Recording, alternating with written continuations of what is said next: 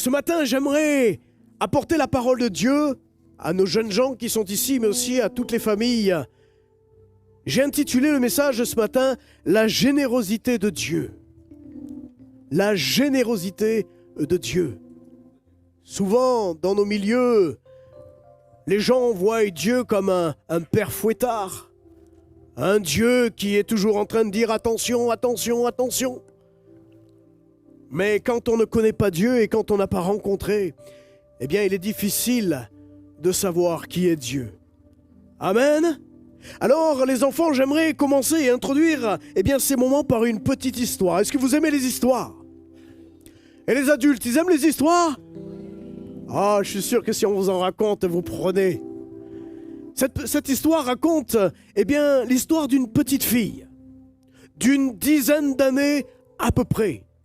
Cette petite fille, elle se trouve avec sa maman dans un supermarché. Et elles se promènent, elles font les courses ensemble, et voilà qu'elles arrivent près de la caisse, et en bout de caisse, il y a... Waouh, la petite fille, elle voit quoi? Elle voit un superbe et magnifique collier en perles plastiques, mais rempli de couleurs. Et cette petite fille est attirée par ce collier, oh, qu'il m'irait si bien.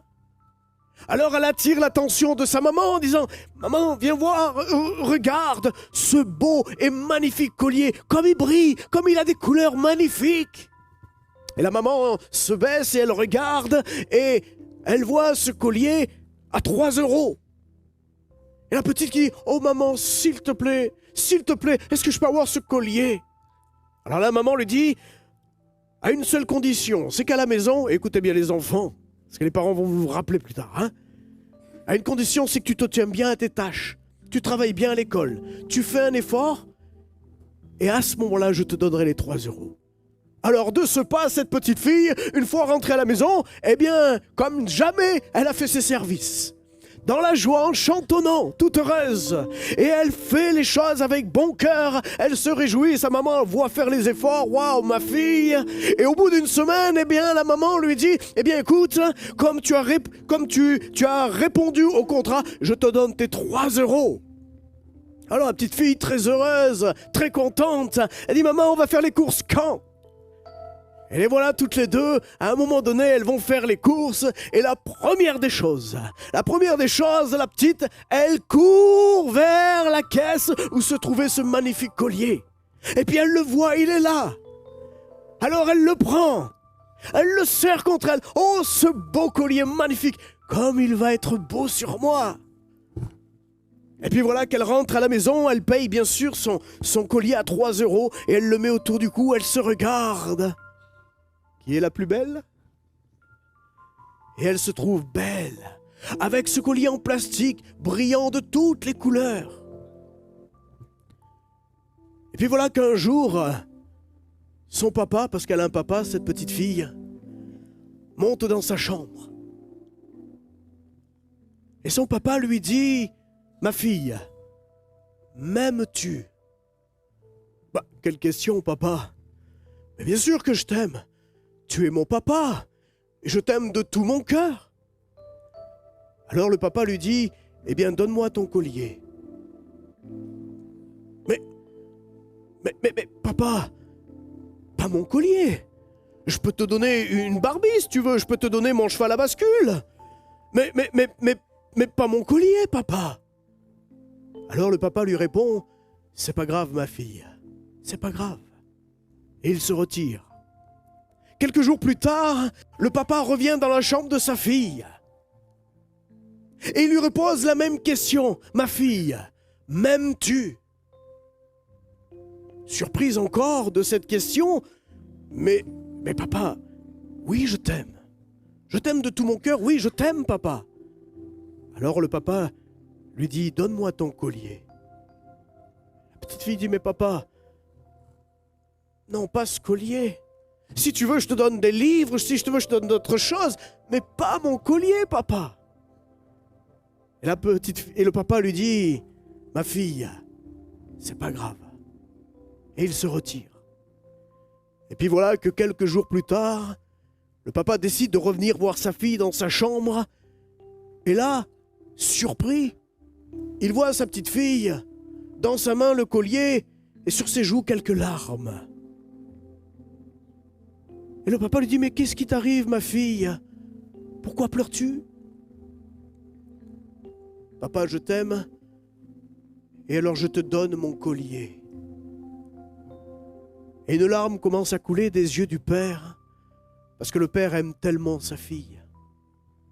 Il récupère le collier, et il sort de sa poche un collier en or, de grande valeur, et qui lui dit, voilà ma fille, je te donne ce collier. Mes amis, la générosité de ce papa, c'est la même générosité de Dieu envers chacun d'entre nous. Cette petite fille pensait se satisfaire simplement avec un collier en plastique qui brille. Mais le Père avait quelque chose de bien meilleur pour elle. Pourquoi? Parce qu'il est le Père et qu'il aime ses enfants. Combien de fois dans nos vies, mes amis, nous sommes attachés à du plastique? Nous sommes attachés à des choses qui ont très peu de valeur, voire zéro valeur, que nous y tenons et que nous oublions que nous avons un Père qui est Dieu, à qui appartient l'or et l'argent, à qui appartient toute chose. Et en tant que Père, eh bien, il veut nous accorder ce qu'il y a de meilleur. Le monde, alors que nous vivons dans ce temps de fête, court, passe son énergie à chercher eh bien, de ce qu'il y a de mieux pour eux. Et le monde est attaché aux choses d'ici-bas. Mais la Bible dit que ces choses-là sont appelées à disparaître.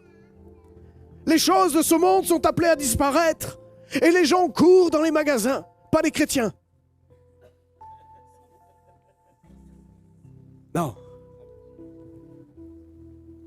Le foie gras. Ah! Le 24 au matin. Ah! Le dernier cadeau. Oh! J'ai pas ceci. Oh, on n'a pas cela. Et ça prend une proportion à un tel point que les gens deviennent dingues.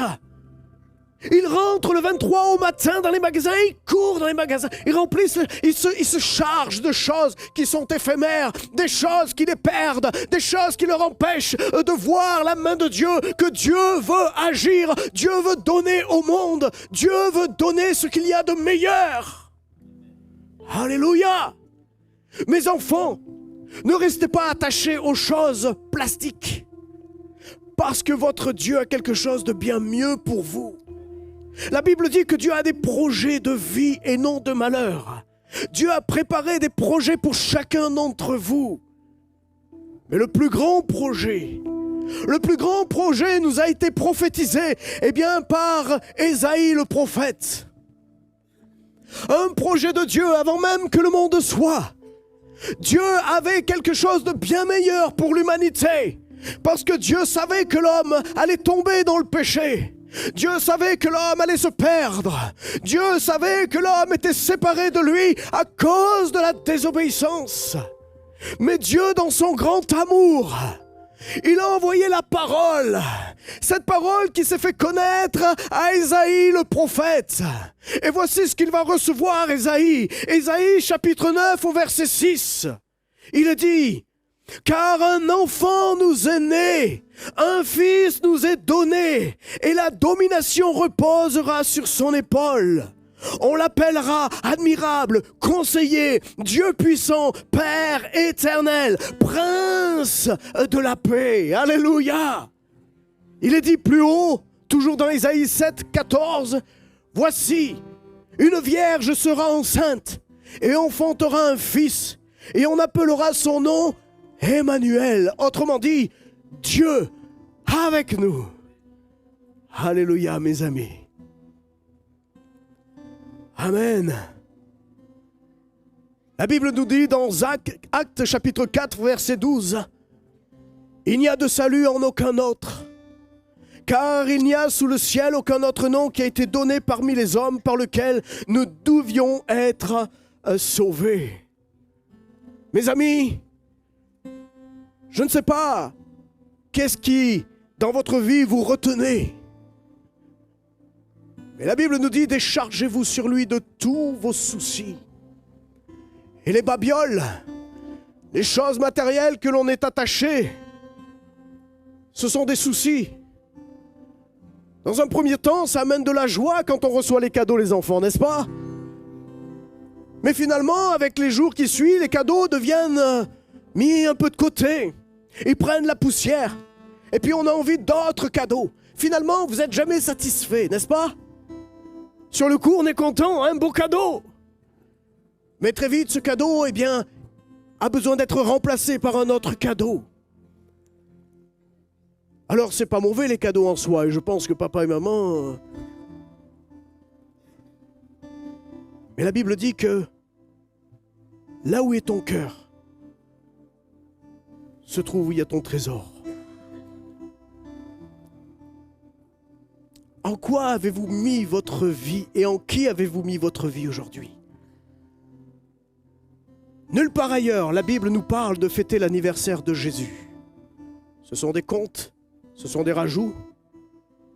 Quand je préparais le message et que les prophètes ont annoncé la venue de Jésus et que dans Matthieu, au premier chapitre, tout de suite, on voit eh bien, l'arrivée de Jésus, la naissance de Jésus, c'est juste pour nous informer que c'est accompli, que les prophéties sont accomplies, que le Sauveur est venu. Le Dieu Emmanuel, Dieu avec nous, est venu nous rejoindre. En aucun moment, même les disciples, même les plus loin dans l'esprit, n'ont jamais amené un peuple à fêter un anniversaire de Jésus. Non, juste à reconnaître, c'est accompli. La parole prophétique est annoncée. Le Messie est arrivé et il est là et il arrive. Alléluia. Et tout au long de sa vie, on ne le voit pas, Jésus, à part à une période de l'âge de 12 ans. Mais sinon, Jésus, on entend parler uniquement au moment de sa mission, de son appel. Et c'est ça que nous devons garder dans notre cœur. Ce merveilleux message que notre Sauveur est venu, oui, mais qu'il a manifesté. Il a manifesté la puissance, la libération, le pardon. Il a injecté son amour. Il a injecté sa vie éternelle en chacun d'entre nous. En tout cas pour ceux qui l'ont reconnu comme Seigneur et Sauveur. Comme Sauveur et Seigneur. Amen. Mes amis, ce message, c'est le message central dans la vie de chrétien.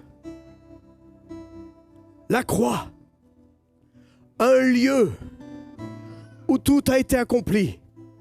Le plus beau cadeau que nous pouvons recevoir, eh bien, c'est cette œuvre merveilleuse de la croix. Jésus est allé jusqu'au bois. Le Père nous a offert ce qu'il y avait de meilleur, n'est-ce pas? C'est le Fils. Il a donné ce qu'il avait de meilleur, dans l'excellence. Mais le Fils, lui, a donné sa vie. Le Fils a donné sa vie. On ne lui a pas ôté la vie. Il a donné sa vie afin que quiconque croit ne périsse point, mais qu'il reçoit la vie éternelle, la vie en abondance. Amen. Sachant, 1 Pierre 1, verset 18 nous dit, sachant que ce n'est pas par des choses périssables, par de l'argent ou de l'or, que vous avez été rachetés de la vaine manière de vivre que vous aviez hérité de vos pères, mais par le sang précieux de Christ, comme d'un agneau sans défaut et sans tache. Amen. 1 Jean 3, verset 1 nous dit, voyez quel amour le Père nous a témoigné pour que nous soyons appelés enfants de Dieu. Et nous le sommes. Si le monde ne nous connaît pas, c'est qu'il ne l'a pas connu. Mais bien-aimés, nous sommes maintenant enfants de Dieu. Amen. Gloire à Dieu. Maintenant, pas demain. Déjà, Jésus a accompli. Jésus s'est donné. Les enfants, Jésus s'est donné à chacun d'entre vous. La Bible nous dit qu'il visitait les villages et les villes. Il allait rencontrer les gens. Il guérissait les malades, il libérait les captifs. Il se donnait à 100% dans l'œuvre de son Père. Pas qu'à moitié, mais à 100%. Ce que j'aimerais vous poser ce matin comme question, Et vous les enfants aussi, qu'est-ce que vous avez donné à Dieu de ce qu'il y a de meilleur dans votre vie? Dieu a tout donné. Il ne peut pas faire plus. Jésus a tout donné. Il dira tout est accompli, il ne peut pas faire plus. Il a donné l'excellence. Mes chers frères et sœurs, qu'est-ce que vous avez vous donné à l'Éternel dans l'excellence? Il y a une histoire d'une jeune fille qui avait 13 ans. Cette jeune fille, elle entend parler de Jésus, de l'Évangile. Et elle entend le prédicateur qui dit « Donnez à Jésus ce que vous avez de plus beau ». Et cette petite fille de 13 ans a dit « Mais qu'est-ce que j'ai en moi de plus beau? Je ne sais pas. Mes parents n'ont pas d'argent.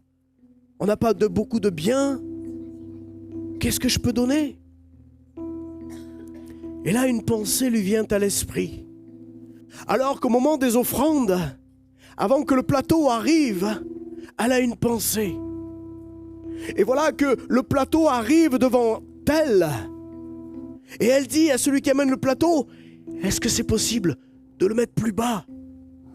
Alors il descend. Elle lui dit, « Encore plus bas !» Alors il descend à hauteur genou. Encore plus bas. Et il le pose au sol. Et cette petite fille de 13 ans, elle se lève et elle se met sur le plateau. Comme un symbole pour dire, Jésus, je te donne toute ma vie. Je te donne tout ce que je suis. Ça, c'est la foi. Dire, Seigneur, je te donne tout ce que je suis. Est-ce que ce matin, tu donnes tout ce que tu es à Jésus? Ou y a-t-il des choses encore que tu restes attaché? Il est le libérateur. Il est celui qui te libère de toute chose qui t'amène à l'écart. Et si tu te consacres à lui, eh bien tu vas voir des changements dans ta vie, même toi en tant qu'enfant, que tu aies 2 ans, 3 ans, 4 ans, 5 ans, 10 ans, ou que vous soyez des adultes, 20, 25, 40, 80, 90. Vous savez quoi? La Bible dit qu'il est plus facile à un enfant de rentrer dans le royaume des cieux. Pourquoi? Parce qu'un enfant, quand on lui dit quelque chose, c'est acquis, c'est comme ça, c'est pas autrement. Un adulte, lui, quand on lui dit quelque chose et qu'on lui dit, ben, tu sais que Jésus est celui qui te sauve, c'est celui qui t'a pardonné, c'est celui qui t'offre la vie éternelle, c'est celui, eh bien, qui t'aime. L'adulte, lui, commence à raisonner. Oui, non, mais attends, oui, non, mais on me la fait pas à moi, hein.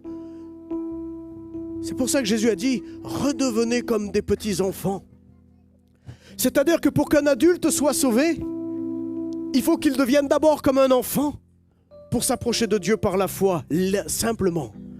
Alors qu'un enfant, lui, il n'a pas besoin de passer par une autre case. Il croit. Parce qu'il croit. C'est quelque chose qui nous dépasse en tant qu'adulte, n'est-ce pas? Et cette jeune fille de 13 ans, eh bien, c'est ce qu'elle fait. Elle s'offre complètement à Jésus. Je te pose encore cette question, à toi qui es enfant, mais à toi aussi qui es adulte. Est-ce que tu as tout donné à Jésus? Est-ce que ta vie est complètement au Seigneur? Si oui, alors réjouis-toi, parce que le Seigneur fait de grandes choses et de belles choses. Si c'est non, et que tu réalises quoi, eh bien, il y a des choses encore dans ta vie qui prennent de la place, bien, je t'invite à te mettre devant le Seigneur en disant, Seigneur, j'abandonne. J'aimerais qu'on puisse mettre une vidéo de 2 minutes. Une vidéo qui donne l'importance à la manière de ce qu'on donne.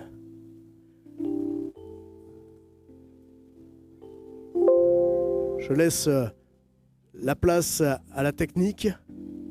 Mais mes amis, ce que je vous amener ce matin, et les enfants aussi, c'est comment je donne à Dieu. Comment je donne à l'Éternel. Je ne sais pas si... voilà.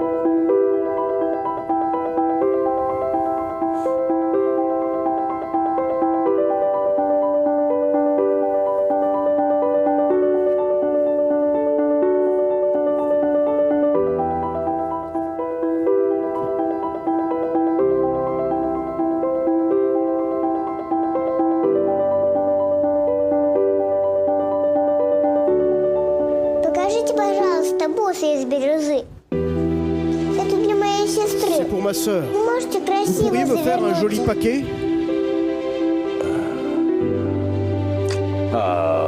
У тебя денежка Tu as de есть? l'argent?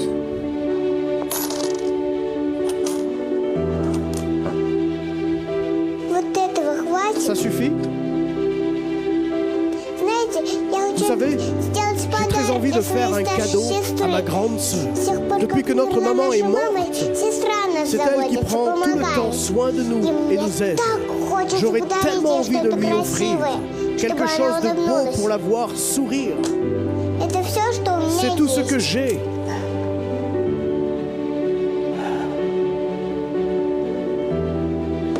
Держи. Tiens, Только неси seulement аккуратнее. fais-y bien attention.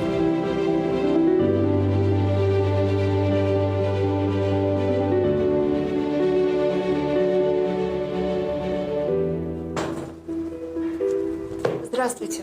Bonjour. Эти бусы были здесь C'est куплены? bien ici qu'on a acheté ce collier. Сколько они стоили? Combien?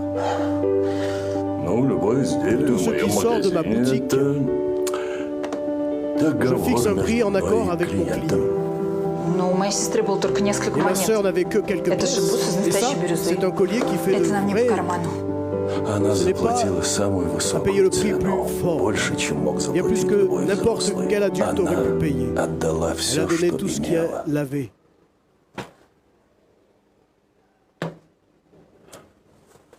Она хотела, чтобы вы Vous voulez que vous улыбнулись. souriez? Ah là là. Mes amis, c'est ça la générosité. La générosité, c'est tout le contraire de l'égoïsme. À travers ce film, on est interpellé par rapport à l'état d'esprit dans lequel nous offrons les choses. Cette petite fille qui avait quelques pièces de monnaie, qui était bien loin de la réalité du prix du collier, mais elle était persuadée que ce qu'elle donnait, c'était grand. Et ce monsieur l'a bien compris. Il a vu dans le cœur de cette petite fille la générosité. Qu'en est-il de chacun d'entre nous? Dieu n'était pas obligé de nous envoyer son Fils, puisque nous n'avions aucun mérite. Nous étions éloignés, séparés de Dieu. Mais la Bible nous dit dans Jean 3,16, « Car Dieu a tant aimé le monde qu'il a donné son Fils unique afin que quiconque croit en lui ne périsse point, mais qu'il ait la vie éternelle. » Dieu a déchiré son cœur et a permis aujourd'hui de mettre en chacun d'entre nous un morceau du cœur du Père à ceux qui sont en Jésus-Christ. Mes amis, le psaume 37, verset 4 nous dit « Fais de l'Éternel tes délices, et il te donnera ce que ton cœur désire. » Quelque chose de délice, quelque chose de glorieux, quelque chose de bien meilleur. Que Christ devienne dans ta vie quelque chose de priorité, afin que tu puisses voir, eh bien, la main de Dieu agir dans ta vie. Amen. Le Seigneur, ce matin, dans la simplicité, eh bien, il appelle nos cœurs à être généreux comme lui, il a été généreux. Et j'en appelle à l'Église, à vous tous qui êtes ici dans l'Église en tant qu'enfants, fils et filles de l'Éternel. Je veux vous encourager à donner ce que vous avez de meilleur pour l'Éternel. à donner un cœur pur, un cœur sincère, avec une seule manière de voir les choses, c'est de plaire à celui qui vous a tellement aimé. Il est ici ce matin, il connaît nos cœurs, il connaît nos vies. On ne peut pas le tromper. Mais quand je réalise personnellement ce que Dieu a fait pour ma vie, c'est pour ça qu'au moment de la louange, j'avais envie de crier à l'Éternel, « Merci Seigneur. Merci Jésus. » Je ne veux pas seulement être de passage sur cette terre pour jouir des choses de ce monde. Je veux marcher avec l'Éternel pour jouir des choses qui sont célestes et celles que Dieu veut accorder à son Église. Est-ce que tu es prêt à donner tout ce que tu es et tout ce que tu as à l'Éternel? C'est un sacré challenge, hein? Lâcher prise. Lâcher prise. À partir du moment où on lâche prise, le Seigneur s'occupe. Seigneur, ce matin, nous voulons être reconnaissants encore pour ce moment que tu as organisé, que tu as préparé avec chacun. Mais avant tout, ce que tu veux nous transmettre, c'est ton cœur de Père. Seigneur, tu as en réserve des choses merveilleuses et glorieuses. Mais ce qu'il y a de plus important pour nous, c'est de savoir que nos noms sont inscrits dans le livre de vie. C'est la plus belle chose que l'homme puisse recevoir, le pardon de ses péchés, de ses iniquités et l'ouverture de la vie éternelle.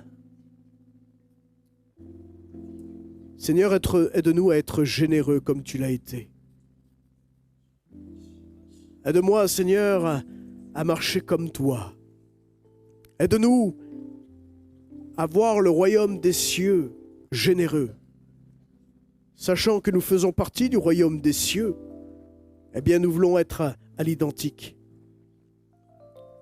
Bénis les uns et les autres, bénis les enfants que tu nous as confiés. Seigneur, conduis les enfants, qu'ils puissent très tôt dans leur jeune âge comprendre la générosité du Père, de celui qui les a aimés. Que tu mettes déjà dans leur cœur, tu déposes dans leur cœur, Seigneur, eh bien ton amour, qu'ils puissent le vivre, qu'ils puissent l'expérimenter, qu'ils deviennent des hommes et des femmes solides dans leur foi. Et que ton Église, Seigneur, ce matin puisse maintenant se dire, je vais répondre à cette générosité parce que je veux ressembler à mon Dieu. Je veux ressembler à mon Père. Que ton nom soit béni ce matin, Seigneur. Nous voulons te louer, t'adorer et te reconnaître comme notre bien-aimé. Au nom de Jésus. Amen.